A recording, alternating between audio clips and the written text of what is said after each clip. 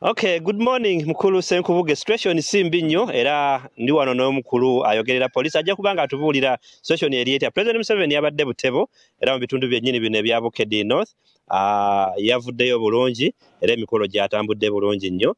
Yabadde mu Thanksgiving y'omu Honorable Monica Musenero mu Petete Primary School mu bitundu ebyo eby'e Butebo. Mukulu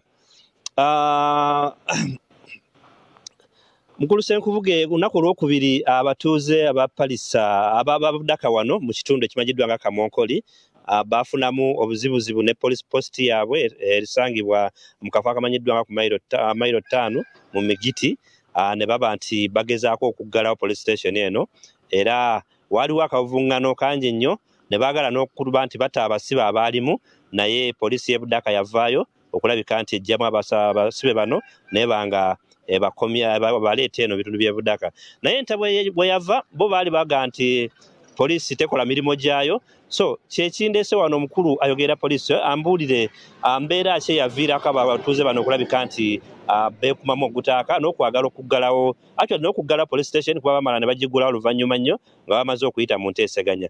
Mukulu Semeo mpozi abatulaba era abalaba Sort TV mwasuze mutya nno mwebale kuba balabi balungi. Amannya Semeo Samuel era nga nze mwogezi wa Bukedde North Region Police etwala district y'Enyanga wabagambye Budaka Butebo Kibuku wamu ne Palisa. Lunaku olwokubiri waliwo ensonga naye nga ensonga eyo yali Kamonkoli Police Station yali ku luguudo oluva okudda e Tirinyi era nga poliisi etwalibwa district y'e Budaka. Enjega yava kukuba nti olunaku olwo ekiro ekikeesa ku lwokubiri waliwo omwami yali amanyiddwa nga Sabakaaki Yowabu myaka 52 nga mutuuze wa Nyanza North mu Nyanza Parish awo mu Kamonkoli sub county mu district y'e Budaka. Bwe yali ava mu kafo k'okwesanyusaamu kigambibwa nti yali ava mu kunywamu ko ssaawa nga 5 ez'ekiro olwo we yatuukira ewuwe kwe kuyita mukyala we. We yayita mukyala we oyo amanyiddwa nga Rose agenda omuggulira agenda okulaba nga avaamu omusaayi mungi ng'atemeddwa ku mukono wamu ne ku mutwe. Kwe kumubuuza nti ki ekibaddewo omwami n'amugamba nti no nze ndumiddwa abantu besimanyi besitegedde ekiro nga nzija era ssaawa zino ngenda ku poliisi kuwaaba. Ssaawa ezo yatambulirawo ekiro ekyo naye nga tamiddemuuko bwe kigambibwa mukyala we watutegeeza. Olwo bw'atuuka ku poliisi yasangawo baofiisa of course abaali bakoze ekiro ng'olwo zigenda mu ssaawa nga 6. Bagenda okulaba nga avaamu omusaayi muyitirivu nga nnyo nga bwekitegeera era nga abasirikale abali professional we batyo bamutegeeza nti tetusobola kuba nga tukolako ssaawa zino ng'ovaamu omusaayi mungi n'olw'ensonga eyo sooka ogende ku ddwaliro osooka ofune obujjanjabi. Kati we yava ku poliisi ssaawa ezo n'atambula tetwamanya kyaddirira. Enkeera ku makya ku lwokubiri kwe kumusanga ng'afiiridde ku kkubo.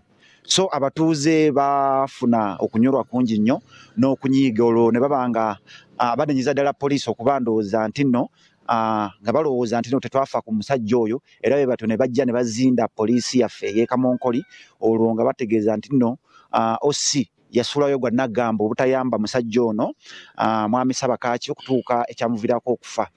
Bwe batyo beekumamu ogutaaka ekyawaliza poliisi yaffe eyawanene Budaka nga nkulembeddwa mu DPC bwe tutuukayo twayogera nabo ne tubategeeza ekyabadde. Twasanga bagaddewo police station. Twasanga nga era nga akavuvuŋŋano kangi nnyo kwegamba abantu babeera bangi mu kitundu era emirimu giba tegigenda mu maaso.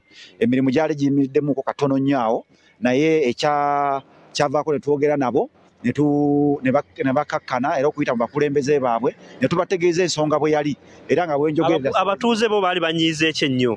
Ekyanyiiza abatuuze lwaki omuntu waabwe tetwamukolako nga we baali basuubira ate bo kibatamanya nti nno omuntu singa abeera mulwadde ffe poliisi tuteeka mu buteesi ripooti wabula ebirala bikolebwa basawo. So n'olw'ensonga eyo twamutegeeza agende mu ddwaliro omusawo abeere ng'asooka mujjanjaba then tusooke tugende mu maaso n'okukola ripooti n'okuwandiika statement n'ebiddako.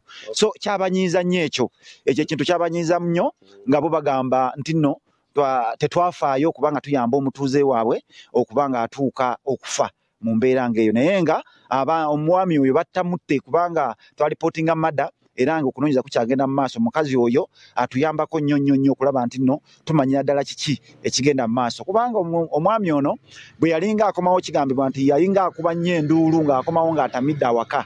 So n'olw'ensonga eyo abatuuze era bukwolwo nti bamulumba omukyala yawulira enduulu n'abalirwana abaawo baawulira enduulu ng'aleekaana bo balowooza nti bulijjo tamiiro, kumbe ku luno baali bamuzingiridde ddala nga baagala kumujja mu bulamu bw'ensi eno.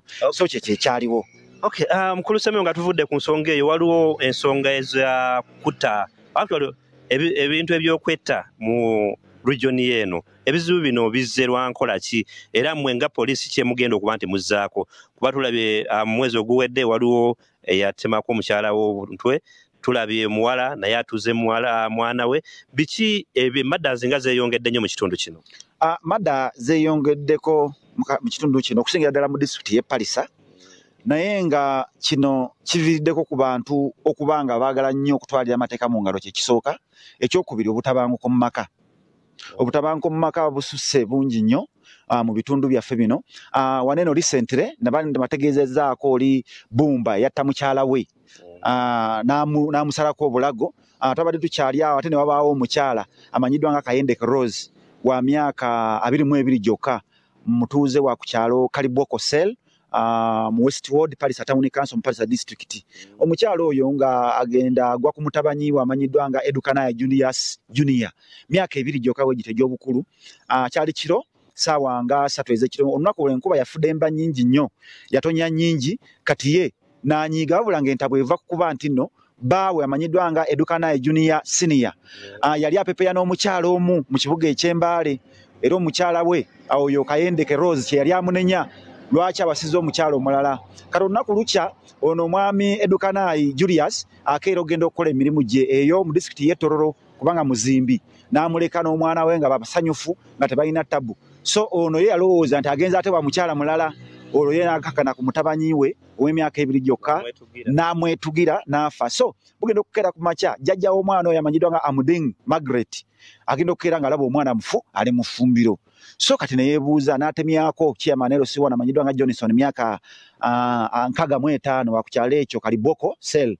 Bw'atyo n'adduka ku poliisi. Bina kutuuka ku poliisi tugenda kukebera ku omulambo nga gwina nga mutugisiza ngalo, in fact yakozesa n'omuguwa, kyali kigoye ng'ayina enkwagulo nnyingi nnyo wano ku bulago. Ne tukwata omulambo ogwo ne tugutwala mu ddwaliro ery'e Palisa ekkulu, era omusawo agenda okuba nga akola postmortem ku mulambo nga gutugiddwa. Era tujjayo omuwala oyo oba omukyala oyo amanyiddwa nga Kayendeke, tumubuuza era ng'akkiriza agamba nti bwali busungu bwamuleetera ekintu ekyo, bw'atyo n'atuga mutabanyi we.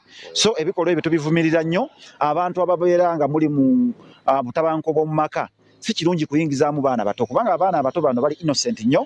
Jjukira omwana wamuzaala buzaazi, teyamanya lwaki wamuzaala, era wali mu ssanyu lyo ng'omuzaala. Kale ye okuyombako ne bbaawo bwe muba nga mulina obutakkiriziganya ne bbaawo temuteekamu baana. Abaana bali innocent nnyo, era kintu tukivumirira nnyo bannayuganda, Bannabukedi North Region okutwaliza wamu, muleke okuba nga mubeera mu mbeera ezo n'obutabanguko mu maka. Omuwala oli gwe basalako omutwe kyaviira kuba nti no naye omwami, yes, omwami naye yali asuspectinga nti no apepeya n'omukyala omulala. Okay, tweyanziza nnyo mukulu Senkubuge. Wiiki eno ndowooza sibadde nnyo mu bitundu eby'Embaale, ntambulidde nnyo mu bitundu bino ebya Bukedi North. Wiiki bwetyo bwetambudde, era mbasaba nammwe wiiki ebatambulire bulungi, okuggyako nga sinava ku mpewo. Kanzijukize abantu baffe bwenna, abalabe baffe nti nga 4 omwezi ogw'Ekkumi tulina Mboole mu kusaba okugenda okuba nga kukeesa olunaku olwo, era nga kusubwa kuno kugenda kuba kukulembeddwa Musumba Pastor Rosias Bujingo agenda kubanga yatuwa esaala ku lunaku olwo, era abantu bange mwenna aba Eastern mugende tubenga tusabira wamu ku lunaku olwo nga 4 October mwezi ogw'Ekkumi tubeereyo na Mboole. Download the Salt Media app from the Google Play Store and the Apple App Store.